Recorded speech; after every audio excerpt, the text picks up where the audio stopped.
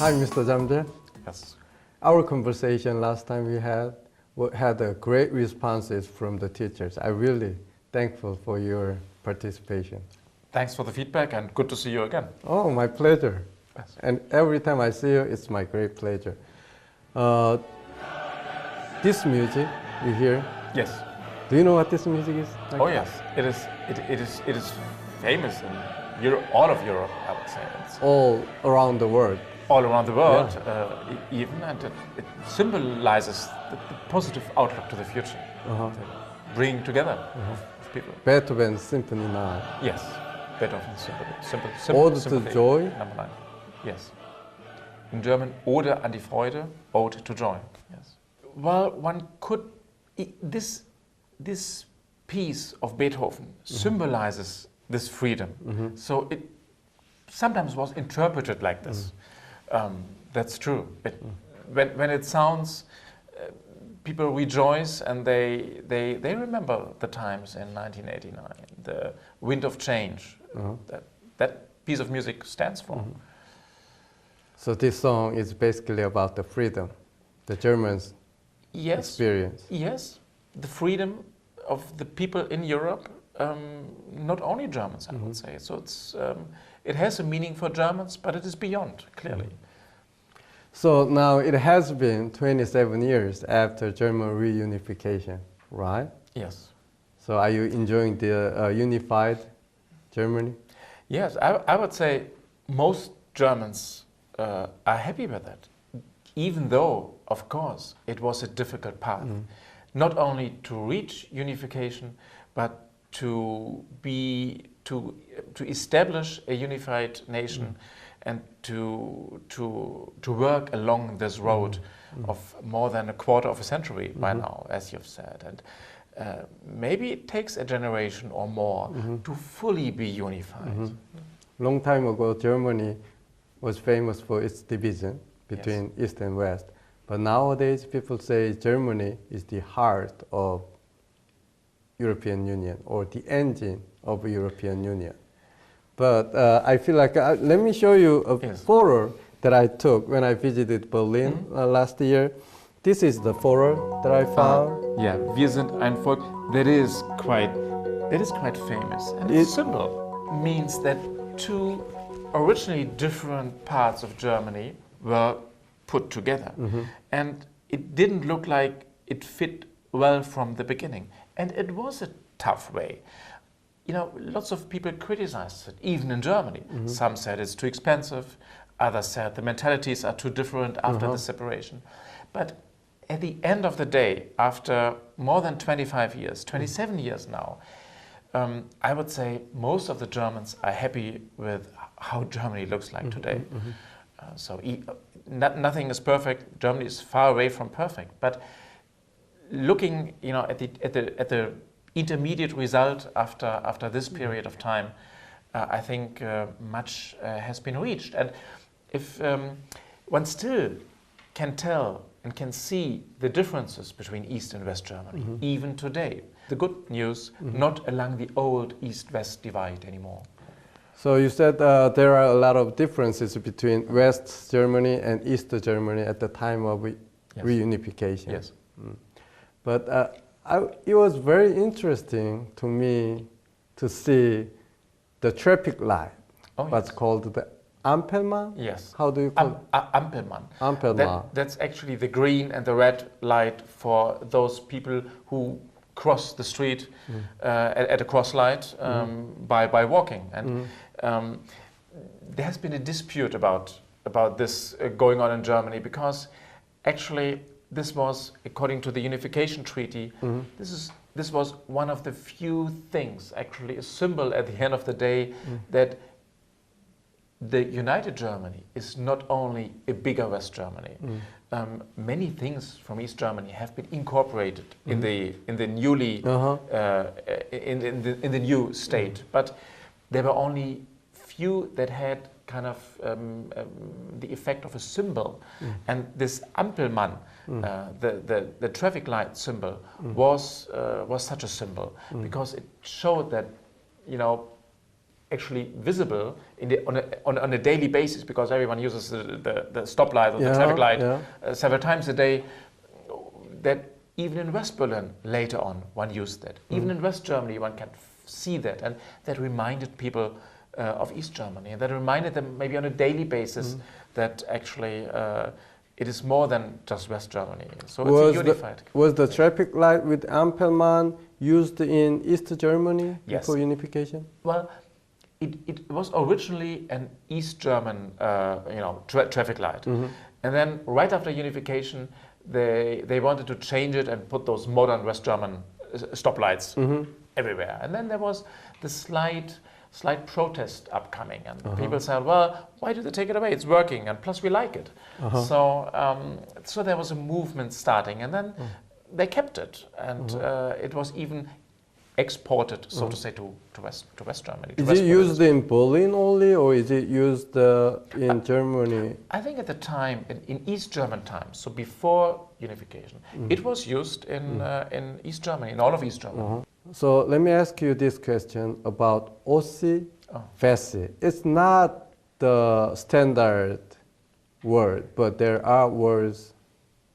Please tell me. Yes. I heard the words Ossi, Wessi. There are some conflicts going on? Yes. Would you say it's a conflict or some negative feeling associated with it? I would say it's a colloquial term used to describe the Westerners and the Easterners in the German language. Ossi for Easterner and Wessi for Westerner. So the word itself does not have negative connotation. Well, originally. That's a good question. Originally not. Originally not. But sometimes it was used in a negative, with a negative turn and a negative tune, especially when it comes to the costs of unification. So, of course, it was not cheap, but I think most experts would agree today, saying that that these days Germany is economically quite well off. Things are going fine, and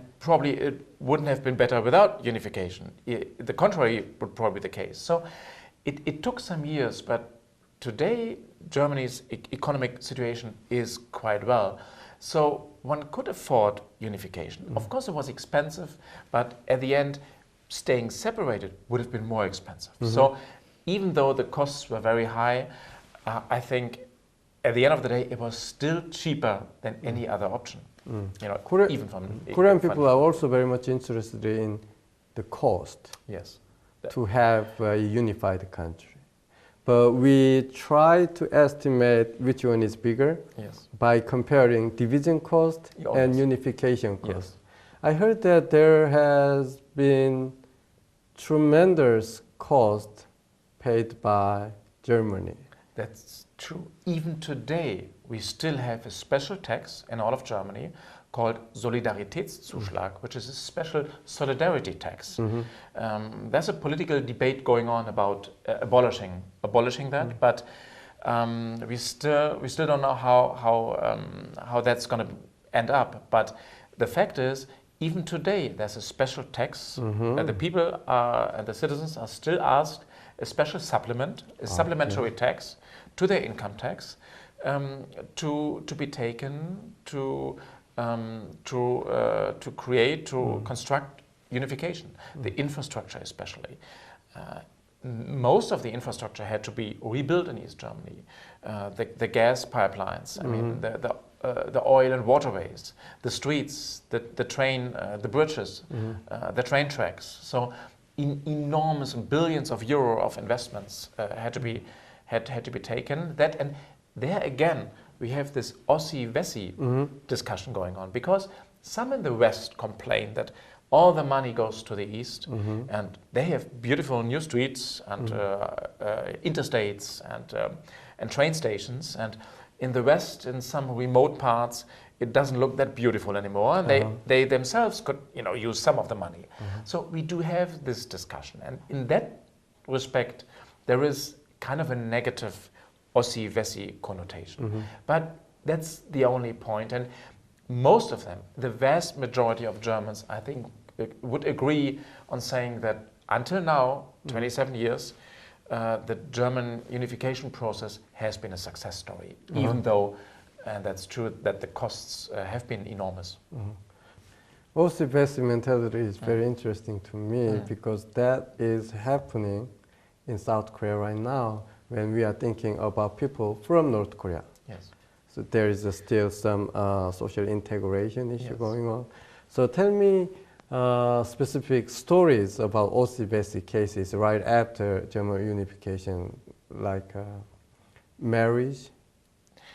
Well, yes, that happened a lot, but that even happened before, because when I was in the 1980s in a West German school, we sometimes had newcomers from the East. So they were integrated in the classes easily. Their level in math and in other subjects was pretty much the same. They could easily follow our curriculum and the classes. Sometimes they were even just at the top of the class. So we even did not use the term integration.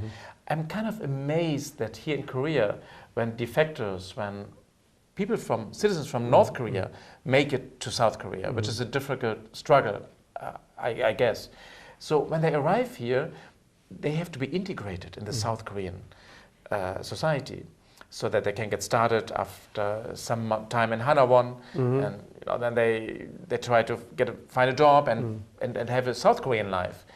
We never used the term of integration in Germany because they were countrymen. They had the same language. They could start basically from day one to be like any other German. So I think that is some difference. And I also think that the numbers are different. Many East Germans tried in 1989, in 1990, come to West Germany, and they quickly integrated. And even as you know, we had the refugee crisis in Europe, and more than 1 million people came to Germany in the year 2015 alone. So that is what we call integration. So there's an enormous challenge of integrating people who have a different language, who have a different cultural background. And here in the Korean Peninsula, Koreans and Koreans meet. So we wouldn't, in Europe, and Germany at least, not use the term of integration, actually. Okay. So I think that's, there are many similarities, many structural similarities, but I think that is maybe a difference. So even though there was Ossi Wessi issues going on, you didn't consider it as a social integration because you are the same people. Exactly. And when you consider people coming from outside of Germany, like refugees from Syria and other countries, or Africa, you consider those issues as social integration. Yes, issues. because we need to provide help to make them understand how the democratic society works, which are their rights, which are their obligations. So that was never the necessity for East and West Germans. So that was on a very different and much easier scale, I would say, at any time. So that difference I can observe here, and I sometimes wonder why North Koreans have to be integrated. I mean, they are Koreans, so why do you have to actually integrate them? I wonder. Around 30,000 refugees have arrived in Germany on a single weekend in the autumn of 2015. So that kind of shows the challenge that there was and the dimension. Maybe. So we are not facing the challenge right now. Not yet. It's the beginning. Yes, but maybe in the future. In the future. If there is a change going on, maybe more people will come on different ways. And then I do know that South Korea prepares for this, but preparation is necessary to handle that big challenge. So right after the unification in Germany, there were a lot of younger generations going from East to the West to find their jobs, like nurses, doctors, and bus drivers, those kind of people who work in the public domain, they move to West side. How things are changing these days?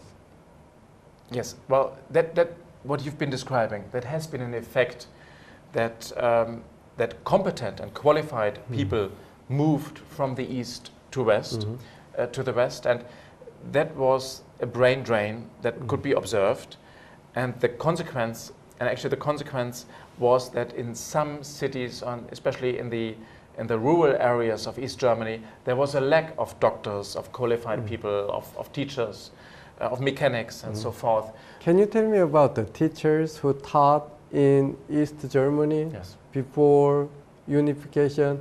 Did they continue teaching, or did some teachers lose their job? To have them as our colleagues, not as enemies. Don't see them as enemies, but rather accept them as colleagues. Was, I think, important to create a new identity and to integrate those who stood on the opposite side in the new system, and to enable them, to give them a chance to take responsibility in the new country, in the new nation. I think that was key for the success of unification process. However, those who committed crimes and those who killed people at the border, which they in not all cases had to do, those were thoroughly checked, and the legal system, which followed the rule of law, of course, that worked and that had to work, and that was a process that was undergoing in many years.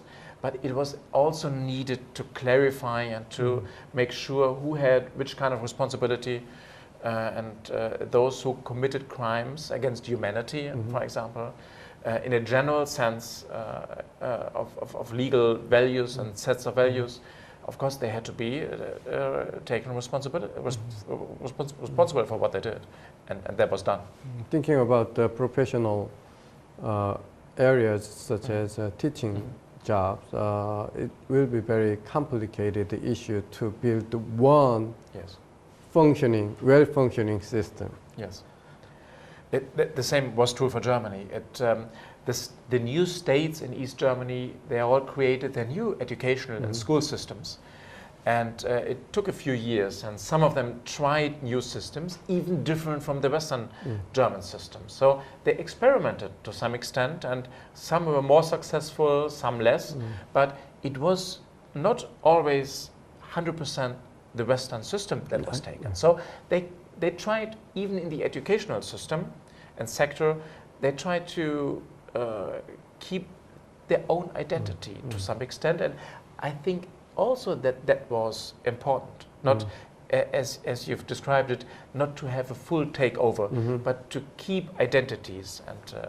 And you know, you've been talking about Ossi and Wessi, and there's another term that is used in German, the Ostelgi, which is the nostalgic of East German times. So not everything was negative about this non-democratic state and system. They had certain products, and they had certain sentiments and certain memories, and actually some of the things worked better than in Western Germany.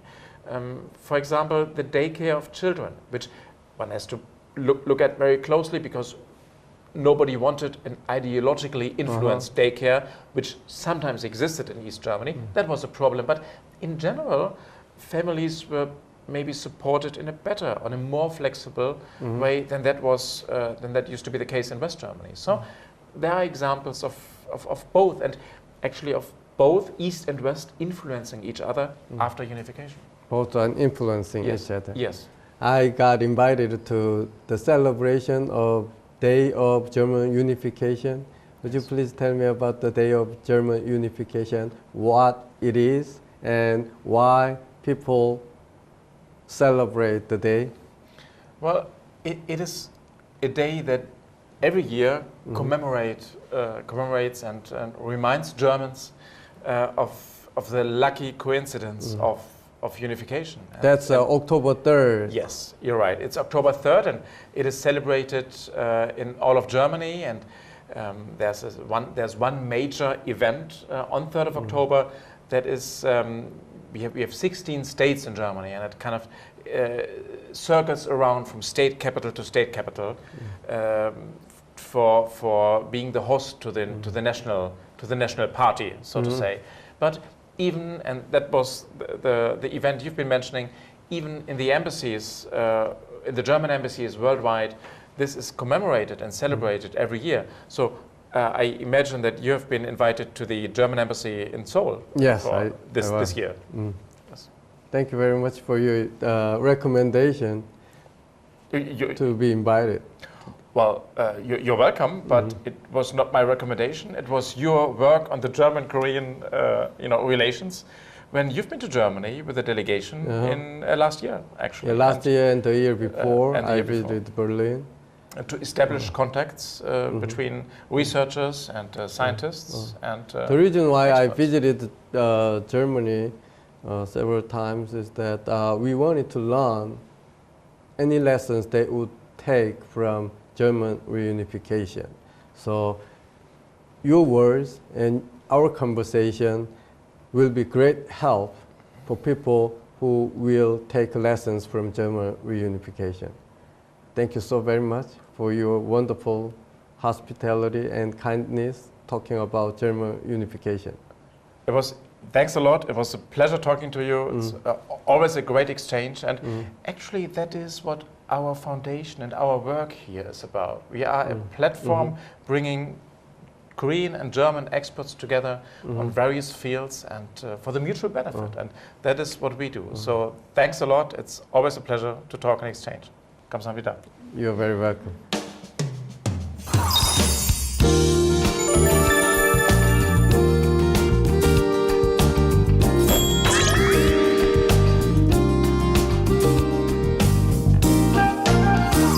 My name is Emma Koik. I'm French and I'm 19 years old, and I'm really interested in French-German relationship as countries, and I'm studying political science in France and Germany. So I've lived in Germany for maybe a bit more than a year, and I'm also studying there at the university. Actually, I think it's really important that France and Germany have a good relationship. And in that matter, I think that when the wall fell down, in France it was really surprising. People were surprised but also happy that it happened, because the media were really positive about it. They showed families coming together, such things, so the people were really happy about that. But then there was a second time, a more political time maybe, where you could see that the French leader, maybe Mitterrand at the time, François Mitterrand, actually had fear about the reunification. Maybe without the unification, Germany wouldn't be as strong on the European scene, but also in the world, so they wouldn't have the same stance on the international scene. And as a unified country, they weigh a lot more in the European Union, such things. So in that matter, the country is also bigger, more people and bigger production, more possibilities, I think. So it's a success. So I think because Korea has been divided a longer time, the societies drifted away more. So maybe if it came to unification, it would be harder for the people to be integrated together. And talking with young Koreans here, I don't feel the will maybe to unification, or they're not really interested in that matter, so maybe that could be a problem too. For Germany, I think it was a bit the same, but maybe people were more interested in the other country or in politics there. So I think that would be, a main point to interest young generations in that matter. Yeah, I think it's really, in the case of Germany, it was really important that also the neighboring countries agreed to the unification, that they said it's a good thing and that they work together. So maybe it would be important for Korea to have more relationships with the neighbors, because it's going to play a role in the end how the powers react, because Korea will probably be influenced by other parties. So maybe they should work with Japan, China, see what's possible there. Yeah.